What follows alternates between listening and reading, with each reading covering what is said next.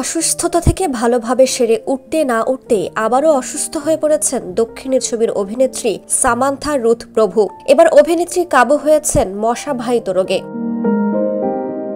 পিঙ্কভিলার এক প্রতিবেদনে বলা হয়, মশাবাহিত রোগ চিকুনগুনিয়ায় আক্রান্ত হয়েছেন সামান্থা। এ কারণে শরীরের প্রতিটি অস্থি সন্ধিতে ব্যথা অনুভব করছেন তিনি। ইনস্টাগ্রামের স্টোরিতে রেড লাইট থেরাপি ক্লিনিকের বাইরে থেকে তোলা একটি ছবি পোস্ট করেছেন সামান্থা। সেখানে লিখেছেন, আমার জয়েন্টগুলো এখনো ভালো হয়নি।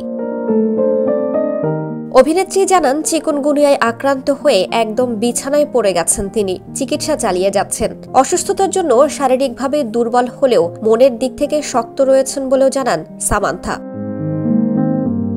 এর আগেও অসুস্থতায় ভুগেছেন তিনি। মায়োসাইটিস নামক বিরল এক রোগে আক্রান্ত হয়েছিলেন। এ রোগে আক্রান্ত হওয়ার পর খুবই কঠিন পরিস্থিতির মধ্য দিয়ে সময় পার করতে হয়েছে এই অভিনেত্রীকে।